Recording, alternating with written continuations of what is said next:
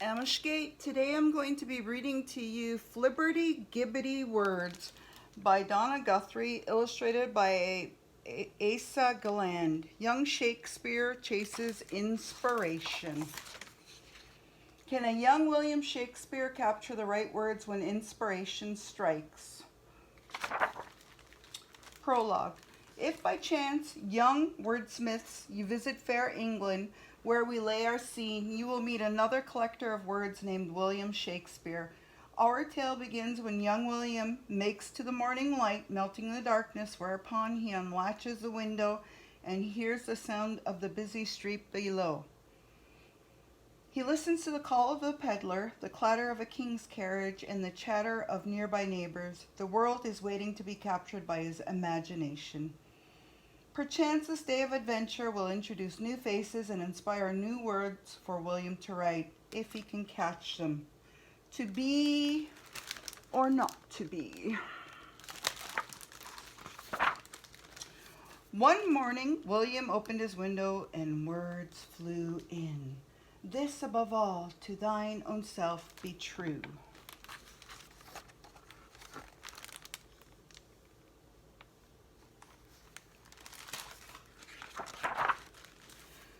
The words dangled over William's head, looking luscious and sweet. I'd like to catch those words, he thought. My words fly up, my thoughts remain below. Words without thoughts never to heaven go. William tried to scoop them up, but they were flibberty-gibbety words that dipped and flipped and slipped through his fingers, glided downstairs, and leapt out the door. Boldness be my friend.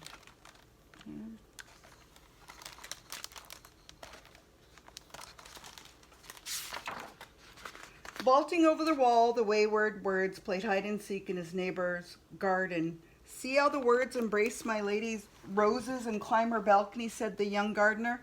I will turn them into poems of love. These green-eyed words are jealous, said William. They are not made for courtship. What's in a name? That which we call a rose by any other name would smell as sweet.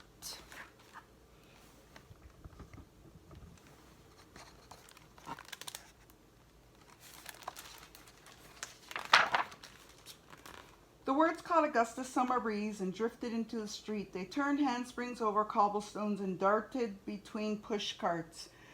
Parting is such sweet sorrow. Say good night till it be morrow. That I shall say good night till it be morrow.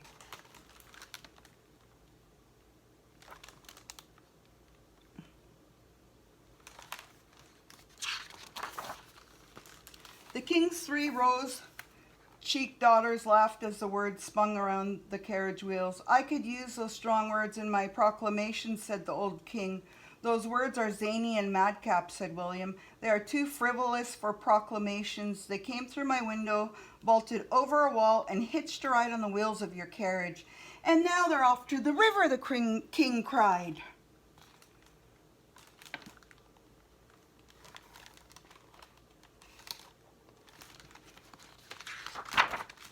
The words skated along the slippery banks and into the water. I will use these adventurous words in my songs to lift the sails, said the sailor. They are useless words and not made for work, said William. They came through my window, vaulted over a wall, took a turn on the old king's carriage, and now a storm might blow out to sea. Oh, brave new world that has such people in it.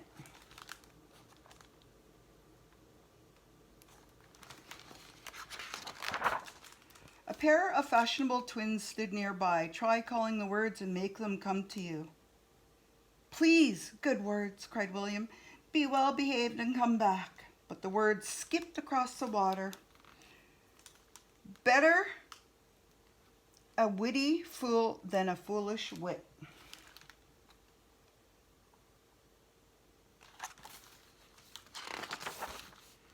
William chased them across the bridge, past a farmhouse, through a graveyard, and into the majestic woods of Avon, and turned his merry note onto the sweet bird's throat. Come hither, Come hither, come hither. The words danced onto the gnarled trunk of a greenwood tree and were captured in a robin's song.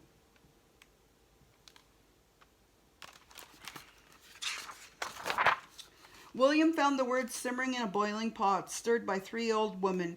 These words bubble, bubble, and are too much trouble, said the woman. Can I taste the words before I go, said William. They blew through my window, vaulted over a wall, took a turn on the old king's carriage, floated through the sailor's net, scrambled up a greenwood tree, were captured in a robin's song, and then dropped in your savory stew. Fair is foul and foul is fair. Hover through the fog. Right? These cold-hearted words are not for a little schoolboy, said the woman. They tell of gloomy castles and sad secrets. They belong in a tale of ours. The woman gave the brew another good stir and vanished into thin air, taking the words with them. Something wicked this way comes. William looked around the forest, lonely and lost for words.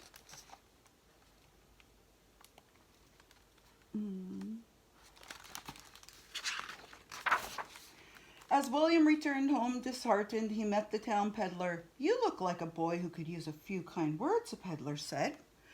I had words. They blew in my window this morning and led me on a wild goose chase. They vaulted over a wall, took a turn on the old king's carriage, floated through the sailor's net, scrambled up a greenwood tree, were captured in a robin's song, and simmered into a witch's brew. Then they vanished. What's done is done. The words are gone. Paper, pens, and pretty ribbons.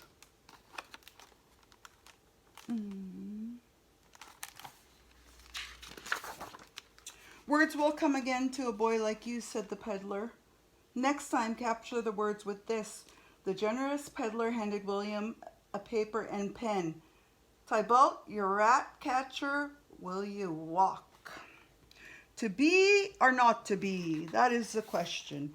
The night William opened his bedroom window and words flew in. To be or not to be? That is the question. They were filled with memories of the eventful day and a hint of a story. They tumbled onto William's desk, telling of leaky ships and far-off lands, kings and witches, roses and love letters. 'Tis true, parting is such sweet sorrow that I shall say good night till it be morning. Fair is foul and foul is fair. Something wicked this way comes. Words without thoughts. Never to heaven go. My words fly up, thoughts, my words fly up, my thoughts remain below. Come hither, come hither. Oh, sorry. So busy looking at all the words. But this time William did not chase them or try to scoop them up. Instead, he thought and imagined and finally whispered, please, good words, stay with me. Good night and be, or, oh, they're all everywhere. I can't even read them. That which we call rose. The words are everywhere. Then he used the tip of his fine new pen to separate the humble jumble of words into lines and phrases, coaxing them onto the page to stay forever. All the world's a stage, and all the men and women merely players. They have their exits and their entrances, and one man in his time plays many parts. Wow. This storybook might be a little bit confusing for children, but I promise you when you get older you'll understand it more. Or ask questions. Ask your parents, ask your teachers. Author's note: while there's a lot we don't know about William Shakespeare's life, this story is loosely inspired by what he might have been like as a child. When the real Shakespeare became a playwright and a poet, he used words with humor and wit and created new words with his vivid imagination. Some experts credit Shakespeare with creating over 1,000 of our everyday words and phrases. He may have invented these words himself or may have been the first to take pen to paper and write them down. Either way, even though he lived centuries ago, many of the words he created are still used today. I've used many throughout this story. Can you spot them all? If you can go back and watch it again, maybe you'll be able to spot them all, because I'm going to give you a list here of William's real words. And my favorite one, to be or not to be, this above all, boldness, be my friend, is probably my most favorite of his. There you go. Thank you for taking the time to listen to me read you this amazing story. Take care. Have a good evening. Flibbertigibbety world.